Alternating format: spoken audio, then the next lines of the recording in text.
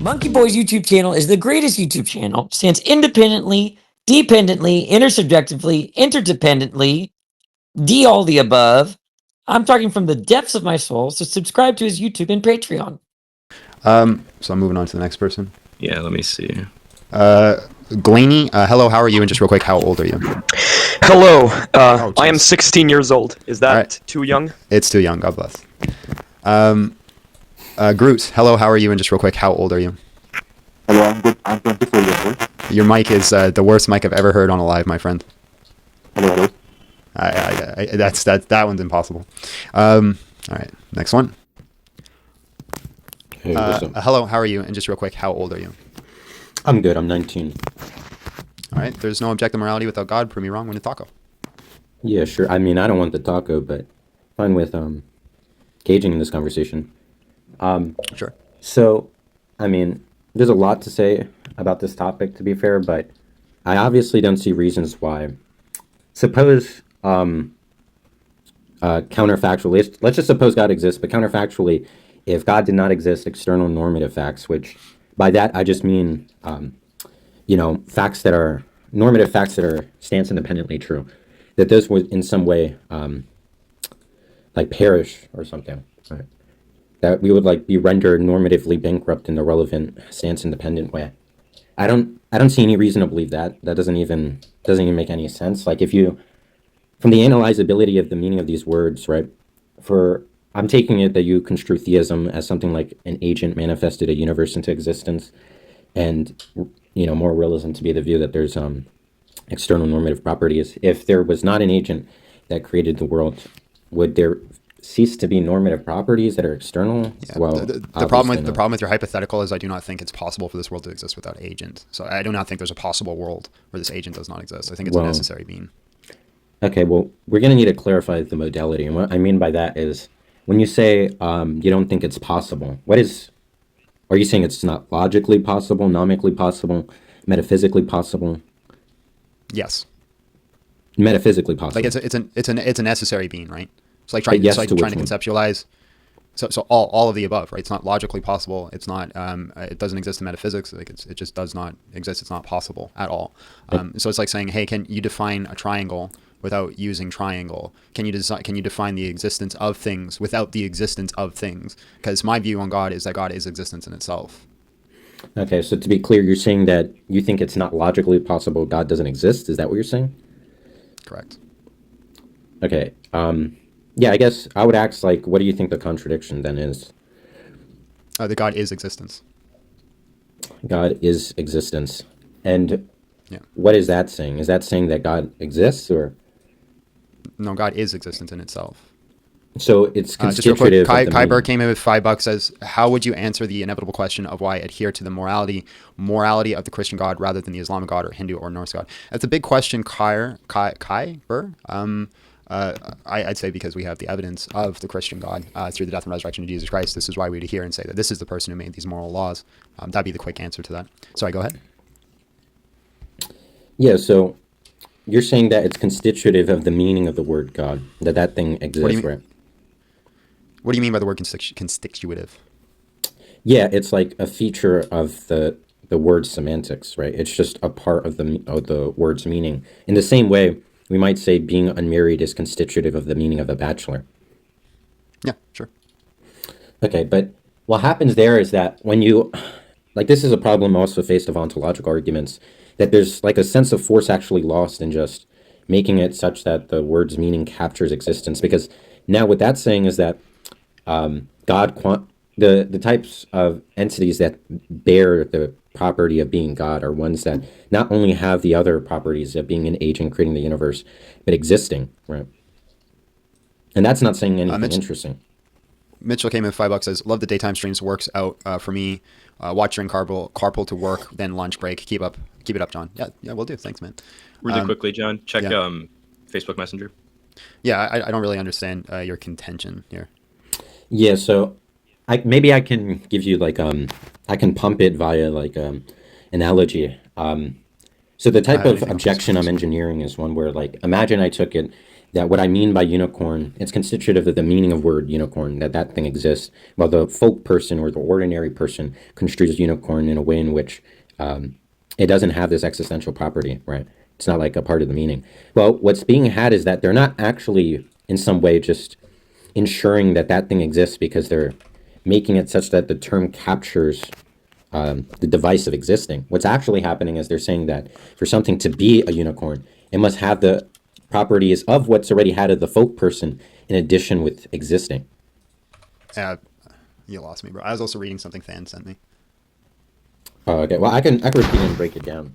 So, like, yeah. Imagine someone, the ordinary person obviously doesn't define unicorn where unicorn exists, but imagine there was someone who had the same sense of unicorn with the additional property of existing.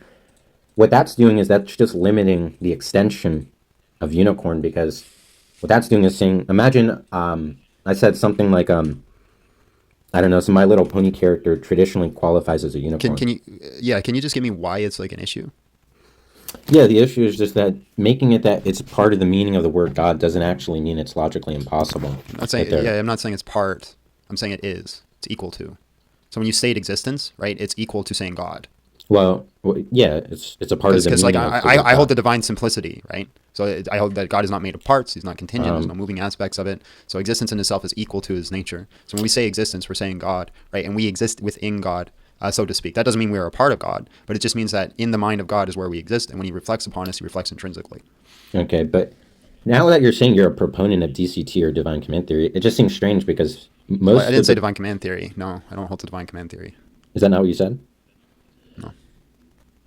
Oh, what was it you said that? Then? Divine simplicity. Oh, divine simplicity. Okay, well, yeah, but in any case, what I was saying is that you take it to be part of the meaning of the word God, that God exists. That's correct. Part of the meaning, I'm saying that's equal to his nature. That is what God is existence. I'm not sure what that's saying, but you do agree it's part of the meaning of the word God that he exists. No. So, because that implies God is made of parts. No, not parthood in terms of mereology. Parthood in terms of the contents of the contents encapsulated by the word God as you use it. So can we just define, like, how would you define existence?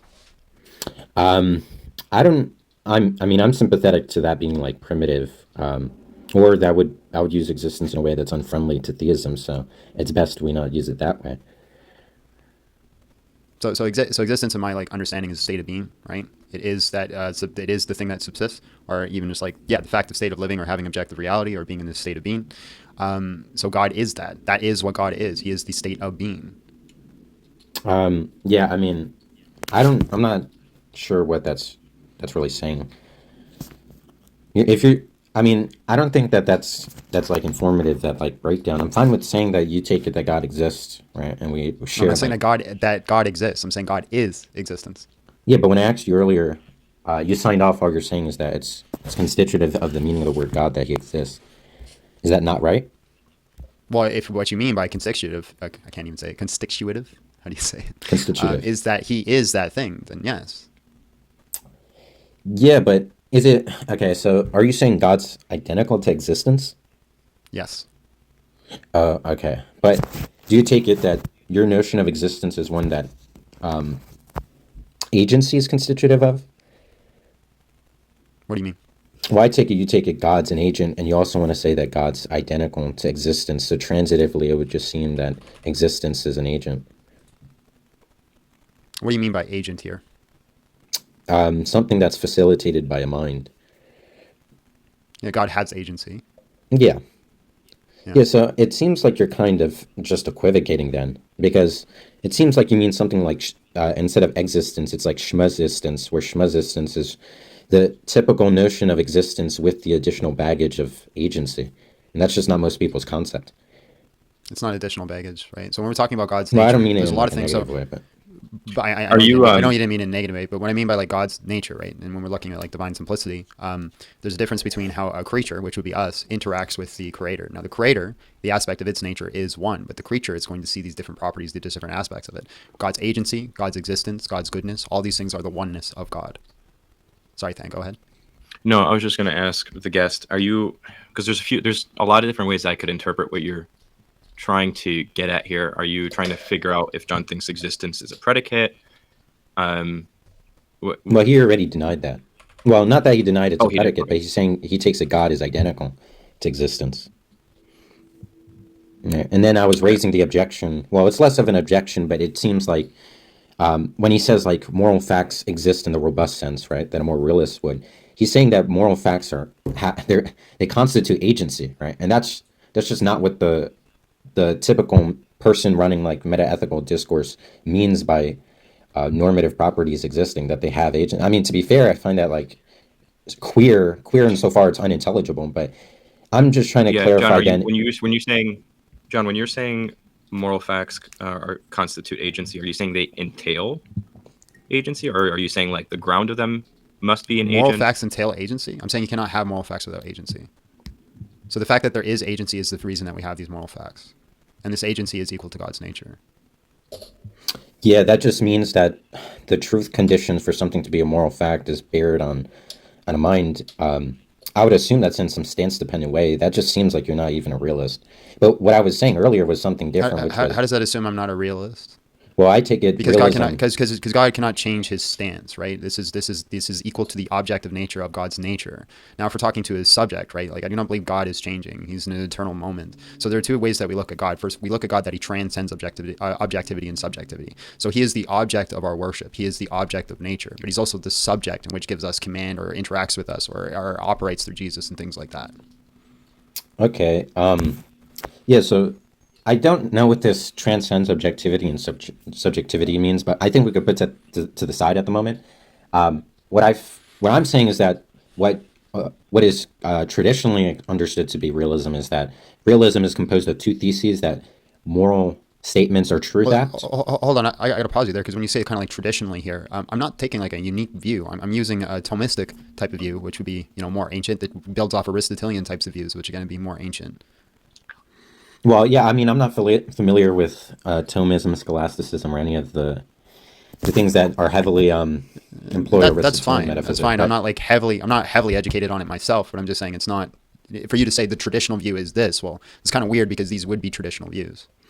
what I'm saying is how realism is traditionally defined in metaethics, which is of the two theses that moral statements are truth apt and that they're true in virtue of stances. Sorry, just one sec. Correct. Jacob came in with $20. Stance Thanks for independent. the content, even though it's in Canadian, has some real dollars. I'm Canadian, but thank you. So that's 20 real dollars for me. Sorry, go ahead. Yeah, so I'm just saying that traditionally in metaethics, it's defined with two theses, that moral statements are truth apt and they're true stance independently. That's what it would mean to be a more realist view. Now, I just want to be clear. It is true stance independently. God cannot change his stance, Okay. right? There is no stance. Like God's not taking a stance here. He's not saying this is what I believe and this is what I hold to. Or I'm saying these morals are true and equal to his nature, because his nature is perfect goodness, perfect state of being. And because he is perfect goodness, perfect state of being, then we would seek out and ought to seek out perfect goodness and perfect state of beings. So it's equal to his nature, not equal to his stance. Yeah, so here's where I would go from here. The first thing is that whether the stance changes or not is not actually relevant to whether a theory qualifies as a realist view or Well, not. But yeah, I agree with that. I'm just stating that it's not dependent on his stance, it's dependent on his nature. So be dependent on the object that is God. yeah, so if you're saying something like they're not stance dependently true, they're not true in virtue of his attitude, beliefs, goals, or any of that. Correct. If they're true unconditional of that, then what it seems like is, I would want to analyze this nature talk, because I'm not sure what that means, but at least the type of trail I would go, where I would navigate in objecting this, would be one that's abductive, where if it's not stance dependently true, I can just mimic that view and have a view that's normative facts are stance independent, and then I can just eliminate theism, right? Because you might want to say in some way God is explanatorily tethered, right? Whether that be by the nature of that or whatnot. And I can deny that and still be committed. So there's still an obvious logical consistency there, that being that I can just deny this tethering to God's nature and accept there are these stance-independent normative facts. Do you see how that's one way an atheist Yeah, can you can't do that. You can't do that because it's contingent on the mind, right? Those properties, right? So if you deny the mind, then you deny it having those properties. Well, it depends in what way you say that they're like depend or So like contingent on the mind. so the original argument, right, is that these are So we'll go through it again. The moral laws are universal and conceptual. All concepts are mind dependent. If universal concepts exist, then a universal mind exists. Universal concepts exist, therefore a universal mind exists. And you can also go backwards, right? If the universal minds exist, then also these universal concepts exist. Okay, let me see if I wrote that down right. I'm gonna read it back to you just to make sure I got it right. So the first premise is moral facts are abstract, right? Yeah, we can say that. And then you said abstract things are mental or they exist in the mind. That was P2. So all concepts are mind dependent. Okay, so all concepts are mind dependent. Okay, so I'm gonna just change that. Okay. I'll go through it again. Moral laws are universal and conceptual. All concepts are mind dependent. If universal concepts exist, then a universal mind exists. Universal concepts exist. Conclusion: a universal mind exists. Oh, this is like Anderson and Welty. Okay, so this is like the Lord of non-contradiction. Okay. Yeah. So by concept, it's been a while since I've even heard of that argument. Is that what you're running, John? No. Oh. Well, I don't know. Maybe I don't know. What that is. Yeah, that's what I was gonna say. He is, but you might not be like familiar with like maybe the literature, the people surrounding like authoring this argument or whatnot. But it just seems to fit that archetype. So if you're saying moral facts are conceptual and all conceptual things are mental entities or mind exist in a mind, abstract things are universal. Universal facts require an eternal mind, therefore an eternal mind exists. So why would I accept that concepts are mental entities? It seems to be intuitively true. Okay, it might. It's axiomatic. Well, what is that? When you say it's axiomatic, what is that saying? It just seems to be intuitively true. Universally, we all seem to agree on those facts. So, for example, you cannot have a square round room as a concept. Concepts can only be envisioned in the mind. We have no evidence or no reason to believe that it can exist outside of the mind. Now, if you can give me an argument on why I can believe it can exist outside of mind, I can concede it. Sure. So you're saying by an axiom. Okay, so you're just saying you have the intuition. The intuition is shared of. It's like a prevalent intuition, and the fact many people share that intuition confers reasons to believe that the contents of the intuition are true? Right, so like 2 + 2 = 4 follows the proper axioms. These axioms are just universally agreed upon to be true. Okay, but now it seems you're using axioms in the type of model or in the type of like a formal system theoretic way, like in an arithmetic. So in the way axioms used that way, like in mathematics or logics, axioms are not the types of things that are even truth apt. They can't like be true or false or accepted or denied. There's like there's a looser way in which we would say we would accept axioms or accept a formal theory, but I'm really not. Maybe Than can help because I'm not entirely. Well, but yeah. So I understand your contention, but I'm saying it seems to be intuitively true. It seems to be a world that we fall into. It seems to follow that kind of logic. I'm open to having my mind change on that. Can you provide an argument that would say to me that it's not mind dependent? Well, I'm not even understand what's the argument as of the moment, because you want to say abstract things are conceptual, and that's true in a virtue of axioms. Axioms are intuitions. I'm not sure what the axiom talk there is saying. So just the strictest form of the definition of axiom, a statement or proposition which is regarding as being established, accepted, or self-evidently true. Jacob Nathaniel came with $5, says, you asked for a verse that said, all sin is equal yesterday. James 2:12 is what I was talking about. I love the channel and what you're doing. Thank you, Jacob. Yeah, so I mean, for one, I feel like this type of self-evident talk is like pop philosophy, and I've never, to this day... I'm a pop philosopher. That's fine, but what I want to say is that language like that, I just find to be I have no clue what it means when you say something self-evident. It's fine. You can say that you don't like it, but it doesn't address the argument. Well, I'm not saying I don't like it. I'm saying I'm not understanding what's being communicated. It seems self-evident. What is even communication other than an abstract metaphysical? Is that a Jordan Peterson impression? Yeah. It just seems intuitively true that it's mind dependent. I have no reason to believe that we can have concepts outside of a mind, even by the definition of concept. Okay, so now, if you're just saying it's intuitive, then what we can do now is go along this line. So this will now basically be getting into like philosophy of justification, because under my view, I'm an inferentialist, which just means that This is a view that's basically tense. It's in tension with phenomenal conservatism, where intuitions can offer. Before you go, and it's nothing on you, I need to check with the chat. How bored are you guys? It's really sad that you have to ask that question. I have get to. it. I really have do. to. Yeah, guessed. It's not on you. I'm It's having not a fun you listening thing. to you guys. It's not a you thing. Damn. You're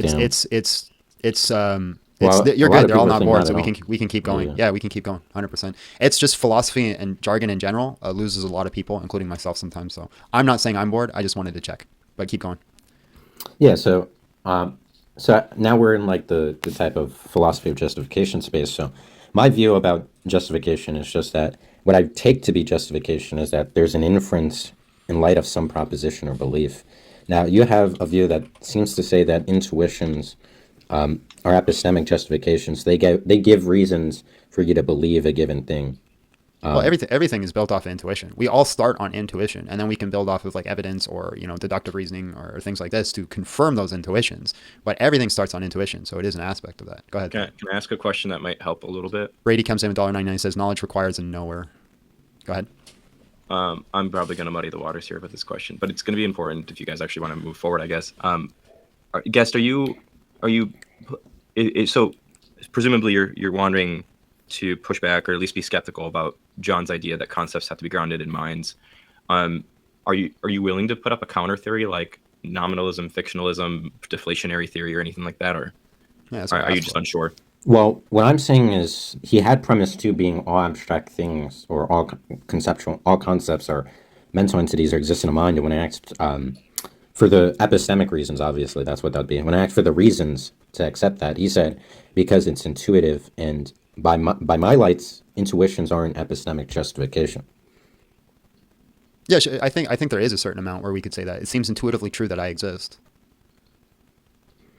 Yeah, so I just don't. I mean, then it doesn't even become clear what one who's willing to compromise for a theory that kind of captures intuitions as justification, what it would even mean for something to be a justification. But in any case, it just seems like there's equivocation. I guess what would make this just easier is if I just asked, do you have an additional inference supporting the second premise?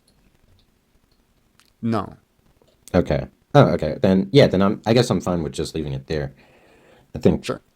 All right. Well, You could point to like John, and again, this is me coming from a position of not supporting. I want everybody to know on this specific topic. I am actually 100% on. I'm 100% willing to actually give out a taco today.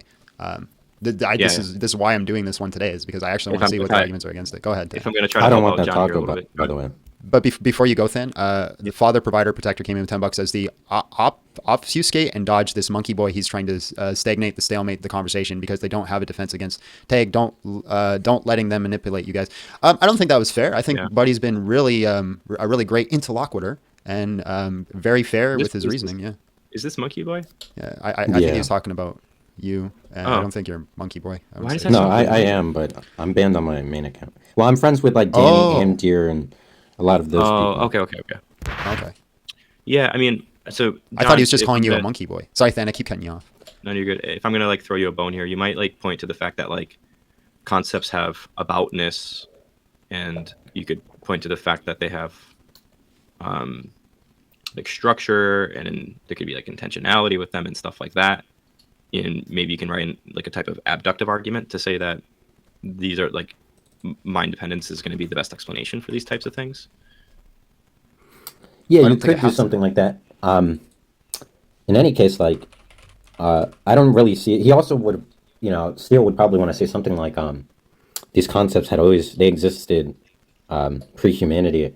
Now, obviously I wouldn't think that's like a bad bullet to bite. I don't think if I just didn't believe that there's like, types of agents with the rational faculties to have contentful concepts, then I can just say, I can concede that concepts are mental and that there's just not a mind that pre-existed, or these concepts had not existed to which a mind would have to. Yeah, and you can do that, but then I think at that point you've conceded the topic. No, that's what I'm saying. I'm saying that's actually way less forceful than what you might have the impression of. Oh, so you're just saying like you would just deny moral realism, and concede to the argument? No, that's not what I'm saying. I'm saying that Well, first, I'm actually not convinced John actually is a moral realist in the meta-ethical way. I think he has like this folk ethical semantics of realism, which most people do, where it's not actually like something stance dependently true. I would never concede realism. For one, I find it to be like, Sorry, just real quick. Mitchell came in, $2 says breaks over. Have fun, everyone. Until next time. Thank you, Mitchell. Go ahead. Yeah, I mean, I have two problems. The main problem I have with realism is that it's, at least most accounts are unintelligible.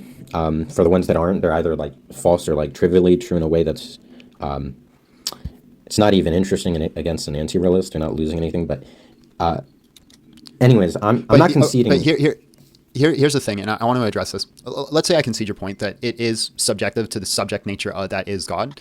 The rhetoric of saying, well, that's not there isn't a, but fair. But let's say we did take that kind of route. The rhetoric of saying that, you know, all these exist in the mind of God, even if it was to the subject of God, it would still implement the same rhetoric or outcomes for us as humanity as a true law that we have to hold to. Even if it was like divine command theory, it would still entail that you would have to have this God to have these moral truths that we have to live by. Do you know what I mean?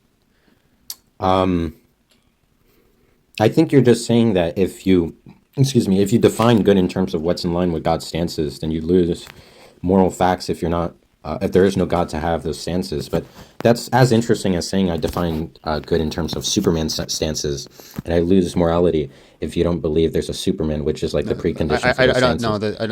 That's not really what I'm saying. I'm saying because it seems like a lot of people. Okay, would you say that what I am saying when I'm saying I'm not a moral realist is that it's stance dependent on God? I'm sympathetic to think you have that view. Okay, so even if I was to say it's stance dependent on God, it would still have the same rhetoric and outcome for us as humans, right? It'd still be always true for us as a human that grape is wrong. Yeah, but I don't see why I would care. What I'm saying is it would still, like, if you could still say there's these moral truths that are always true for us as humans, even if I conceded the point that it was stance dependent on God, I would still have the fact that we have this eternal mind. That you can't have these things that are always true for us without that eternal mind.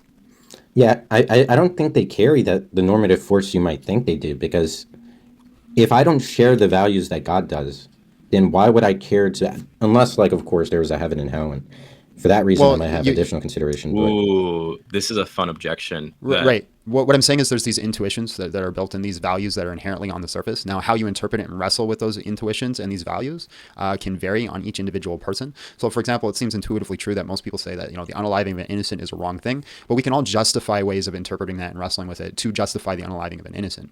So it's still true on the surface level, but our negotiation with that truth varies. So maybe I can give you this type of hypothetical to kind of drive in what my issue kind of is. So imagine there's a person who he's trying to get to work, right? And let's say he's, just for the sake of the hypothetical, and we're just going to stipulate he has the ability to see the future, right? Or he's even omniscient, whatever. So he knows about all future outcomes, and when he looks, he doesn't see any of those outcomes in the future as causing anything bad when he takes the bus attempting to go to work, right? But imagine it were an objective moral fact that it's wrong to take the bus today, right? What happens? You're just kind of positing an all things considered philosophy. I don't really hold to that. I'm not entirely sure what you're saying. Well, maybe I misread you too much, but are you not making like an all things considered argument? Well, I'm not talking about like pro toto goods or evils. I'm just saying, like, if there was a person who had the type of cognizance where they don't see any bad occurring from their internal values, that they have any motivation to not moral motivation to not take the bus. But imagine there are objective facts, and we find out that one of the objective facts is that person shouldn't take the bus, right? They should instead, like, hop backwards on one foot. But the problem is in the argument itself, because you're positing that he doesn't foresee any wrong things happening, but then in the same nature you're saying he's foreseeing riding the bus, and that's a wrong thing happening. Yeah, I'm saying that. Yeah, what I'm trying to illustrate is that the lack of motivation from external value properties that is offered to the agent. What I'm saying is I don't understand, because you're saying there are these things that are objectively wrong. It's objectively wrong to ride the bus, but when he looks into the future, he doesn't see anything objectively wrong happening. Why would he not ride the bus? There's an issue in the argumentation. Yeah, but Are you? there's two senses of values: the external and internal sense. Yeah. So just to clear the fog a little bit here, are you asking? Are you giving like an obligation type objection or a motivation type objection? Yeah, I'm giving an I take those objection to be two against the different things? motivation of external normative properties. But Say that one more time, you cut out.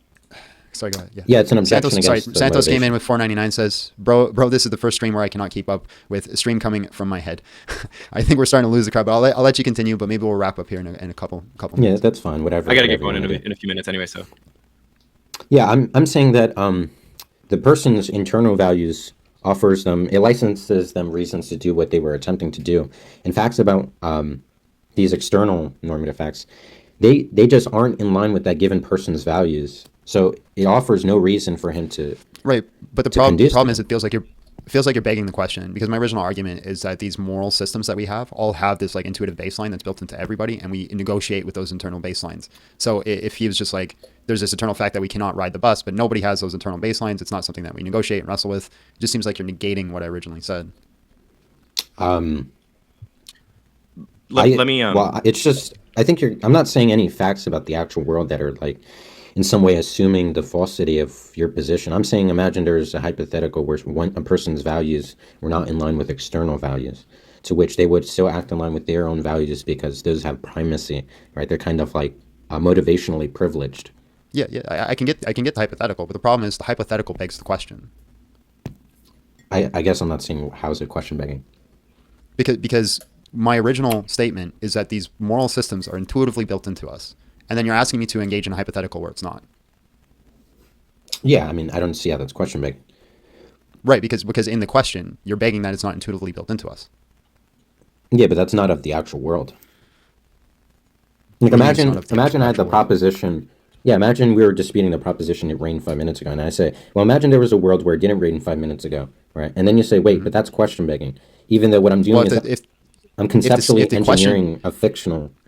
But if the question at hand was it raining 5 minutes ago, and then you brought that up, then it would be question begging. No, because it's a fact of a world that isn't the actual world. But if the statement was, like if the question we're asking is in the actual world that it was raining 5 minutes ago, and you said, well, imagine a world where it wasn't raining 5 minutes ago. Yeah, that's saying something orthogonal to the actual Right, world. so my original statement is that it is of the world, is that we have these moral intuitions built into us, and they are true, and they are moral facts. Father Provider King Protector, sophistry tactics, stagnant to stalemate, look it up. I don't think he's doing sophistry here, unless you're claiming I'm doing sophistry, which if I was, it'd be because I'm stupid. And then Santos came with 499, says, all these smart words, and I feel like I'm losing brain cells, insert kitty grabbing his head. I mean, I'm sure Than understands how this wouldn't be question begging. I understand it, but I just, it seems, because again, my original statement is that we have these moral intuitions, and then you're asking me to imagine a world where we do not have these moral intuitions. Sure, but it doesn't raise a problem with my worldview. I can look at that and I can say, hey, there's an issue there, but the issue is in that worldview, there's these moral intuitions don't exist. Yeah, but it's a counterfactual. So it's like a different world. So it's not the actual world where the facts of those worlds are different. Correct. So what would be question begging is offering a type of some type of engineered hypothetical where it requires the fact that we don't have these intuitions, which I'm not saying. Right, and I can grant that. I can say that there's a hypothetical world where we don't have these moral intuitions. That's fine, but my argument is that we live in a world that has these moral intuitions, and they're objectively true. Yeah, but you charged that with question begging earlier, and that yeah, well, that's what I'm saying. It's kind of question begging, because for me to engage in your hypothetical, I have to disregard my original argument. No, like look, I can intuition come sorry, just real quick. Daniel came in with $10. Says, I'm not the most intelligent person. However, it's plain to see that when North America was formed under Christianity, morality was stable. Now, as we see pull away from Christ, it changes day to day. That's kind of a different argument, but I understand what you're saying. Sorry, go ahead. Yeah, like imagine someone said like they think it's wrong to factory farm animals given they have they have no trait that's relevantly different from humans that gives them this deprivation of moral privilege to not farm them, in which we could. Imagine they said, well, what about worlds in which they did have a discernible trait in which it makes them okay to farm, right? Would you be fine with eating animals, right? You could give an answer to that question saying, Yeah, right. In the world in which they don't have the relevant fact that kind of renders them Right, I unable agree. to But be if the factory top, farmed. I agree. But if the Sorry to topic, cut you guys if the off. topic was, sorry, let me finish. If the topic was, do these animals have those features? Then yeah, it'd be a bit of a question big. Sorry, go ahead then. My wife will be home in a few minutes here, and not even a few minutes, like two minutes, not even. So before I head out, maybe this just for food for thought, guest really quickly is, have you read oh man, I forgot who the author is. There's a paper called The Intrinsic Value of Everything. Have you heard of it? Well, I don't recall. Maybe the author I'll recall. Man, let me see if I can remember. Well, one sec. I mean, I don't even read ethical literature like that, so it's. Oh, sorry, nothing too Scott A. surprising. Davidson. It's a book. Sorry. This Yeah, probably might, if you're privy to this general idea here, is I think your objection would just be answered by a thesis that would just kind of hold to the fact that value is going to be isomorphic with motivations. There's a lot more to it, but you should. I would just look into it. But that's also me coming at it from a virtue ethicist standpoint too, rather than what John's doing. I hold to virtue ethics. Well, what I'm just saying is that. I gotta get going though. Thanks for having me on, John. I didn't know I wouldn't set up your camera if I only knew you were going to be here for a short period of time. All right, God bless. Love you. Well, I wasn't anticipating my wife to need me. So no, it's not like that. Bye.